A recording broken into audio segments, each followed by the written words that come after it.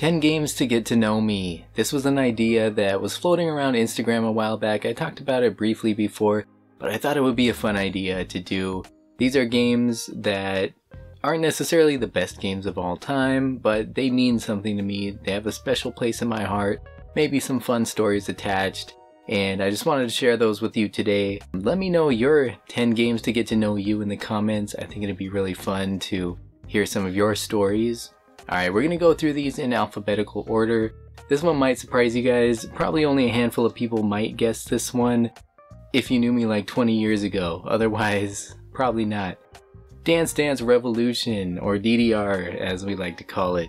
Oh man, this was such a big deal back in the day. When I was a teenager, when it came out in the arcades, there were crowds around this machine all the time. Everybody was into it.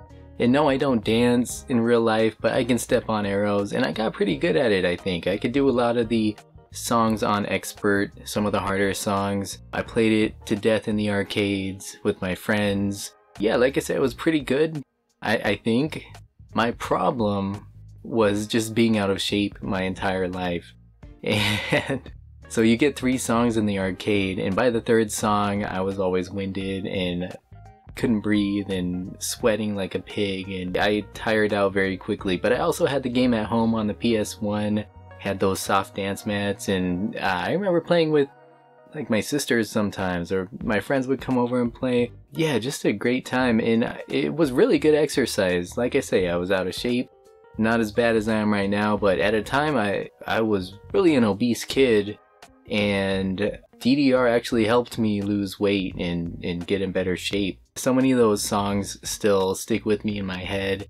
I remember freestyle dancing was kind of a big deal for a while. People just not necessarily trying to play the hardest songs, but playing some of the easier songs with the most style they could, and they'd be doing all kinds of crazy flashy dance moves and stuff. And I remember we'd try out some of those too, like hit the buttons with your knees or with your hands and do this and that. I don't think I ever looked cool doing it, but it was fun. But it was more fun trying to master those hard songs, and just that it takes me back to that arcade culture back then growing up, those crowds, those groups of people, and man, so many great memories with Dance Dance Revolution. Alright, moving on. Halo 2. This really could have been Halo 1, 2, or 3. They all had such a big part of my kind of teenage years playing with friends, but Halo 2 was the big one because Xbox Live, man. Yeah, my friends and I loved playing the first Halo split screen, deathmatch, or co-op, either way, but Halo 2, man, with Xbox Live, that was revolutionary. That was just something else, and it was just unbelievable to be able to play 4-player split screen online against 12 other people, or however many people it was, or 4 other people, or depending on the game type. Man, talking trash. And just, I remember some of the stuff, some of the wacky random stuff we heard people saying on Xbox Live back then. It was so hilarious, and it was so new and kind of novel to be able to communicate with other people over the game like that on a console. This was brand new for console gaming. I mean, it wasn't the first online game with those features, but this was the first really, really big, massive title with that huge community, and oh man, just perfect game pretty much. So much fun. So many nights spent with my friends just sleeping over, guzzling energy drinks, staying up all night, and playing Halo. Ah man, those were good times. Halo 2, I think, was the pinnacle. Halo 3 was pretty close, but just because of the time period and the amount of time we would spend, the amount of nights spent on that game with my friends, very special place in my heart today. And yeah, definitely one of my top games of all time. For nostalgia and just for everything else it did at the time. Revolutionary. Alright, next up, I apologize, there's going to be a lot of Mario on this list. I can't help it. There's going to be too much Mario on this list. But I'm going to say Mario Kart Double Dash. And really, it could be any Mario Kart game. You know, I'll just say the entire Mario Kart series, because really that followed me throughout most of my life. My first Mario Kart game was Mario Kart 64, and that was my second reason for wanting to get a Nintendo 64. one of the first games I got, and I played that to death with my family, with my friends. It was just an unbelievable experience at the time. I think Mario Kart Double Dash is my favorite though, and I just have a ton of nostalgia for that one too. For some reason, one of my fondest Thanksgiving memories. If you're not in the US, then I don't think you celebrate Thanksgiving, but Thanksgiving is a holiday where we make a lot of food, we eat a lot of food, but we're supposed to just be giving thanks for what we have. But as an adult, it's like you're so busy and you don't really get to enjoy the holiday that much. But when I was a kid, I didn't have to do anything, I didn't have to cook. And I'm happy to cook these days if my family's watching. I love you and I love cooking. No, when I was younger, I remember this one year where it was like I didn't have to do anything, and I think most of the other guys in the family were over at the house and not doing too much either. I was just sitting around on the couch all day, and me and like all the guys in the family, or most of them it seemed like, we were all playing Mario Kart Double Dash for hours. And it was a good time. It was a game I played with my friends. It was a game I played with everybody, and still I think it's my favorite Mario Kart game. But it's just a series too that's followed me throughout my entire life. You know, I talked about before the Game Boy Advance game. I never had that one. A friend of mine had it. I remember playing with the link cables though. Me and my buddies, we all hooked up our Game Boy Advances and were able to play off my one friend's game. That was amazing. That was such a fun time, such a good game. Mario Kart DS, another one of my favorites. That was so amazing to be playing this fully 3D, like high quality Mario Kart game on a handheld and online. You could actually play that game online with other people. That was the first time I played Mario Kart online, so that was amazing. Didn't play the Wii game till much later, but I played Mario Kart 8 on the Wii U with my daughter, and she loved that game. And so now that game has special memories for me, and we still play it together on the Switch. We're enjoying the new expansion packs with all the new tracks. It's a game that will never die out, you know. Every generation loves Mario Kart. Every generation gets a new Mario Kart game, and they're always just high quality, super fun games that anybody can play, anybody can enjoy. And yeah, I have a lot of fond memories. Favorite Thanksgiving memory, playing Mario Kart on the GameCube with the family. Good times, man, good times. Let's move on. We're staying with Nintendo for a bit more. Pokemon Yellow. Pokemon Yellow was the first Pokemon game I ever had, and man, it blew my mind. It invaded my mind, I should say. I was obsessed with Pokemon like every other 11-year-old boy at the time. Or girl. It's just all my friends happen to be boys and they all happen to love Pokemon. Oh man, I spent so many hours on that game, finishing the story and then continuing to play and just max out my Pokemon, and it was really the gateway drug into the whole Pokemon phenomenon.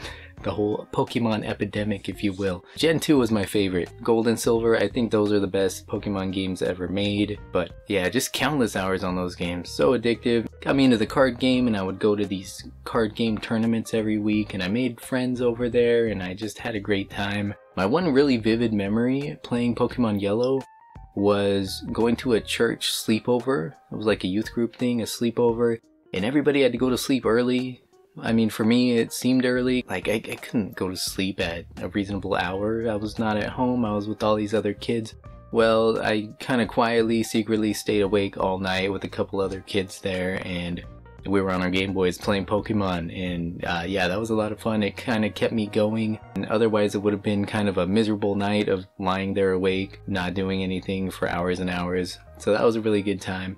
Good memories, just a random memory to share, but yeah, Pokemon Yellow, huge part of many of our childhoods, I'm guessing. And that's a series too that has just continued to flourish and live on over the years, and now my daughter's into it. I talked about this on the Scarlet and Violet video I just put out. So yeah, Pokemon has been special in my life for all these years, and it still is today because it's something I share with my kid now, and it's great. So okay, moving on. RuneScape. Oh man, RuneScape. RuneScape is one of the most nostalgic games to me. And looking at it now, it's like, why? Why? But, oh man, you know what, it's because of my friends. I started playing on not even old school RuneScape.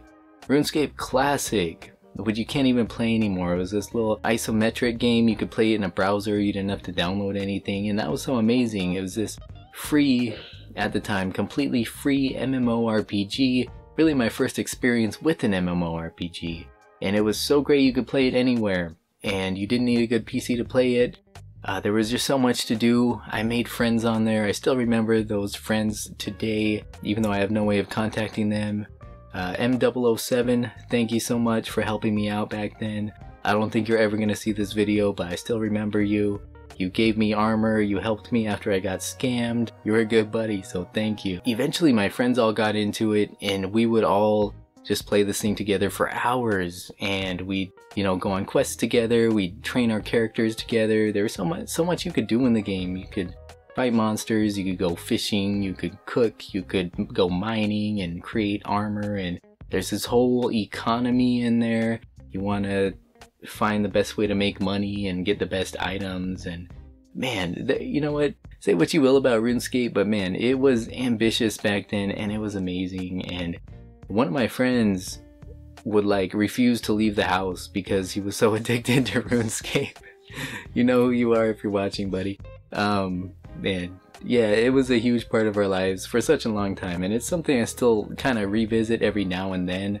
I can't really sink the time into it nowadays. I'm too cheap to pay for the membership if I'm just gonna log on for a little bit, but such good times with RuneScape. That's one that will always have a special place in my heart as well. Alright, back on the Mario train. Super Mario Bros. 3, this is just one of the earliest games I ever played. I grew up, for as long as I can remember, my family had an NES and a Sega Genesis, and Super Mario 3 was my favorite game on the NES, and today I think it's still my favorite game of all time. It's one I'll still revisit from time to time. Maybe every couple of years I'll play through the entire game again, and it's a very easy game as far as NES games go. Very short, it can be completed properly in a couple of hours, or you can warp ahead and save time, but just really a perfect NES game in my eyes. You know, it had so many cool things that were just so original at the time.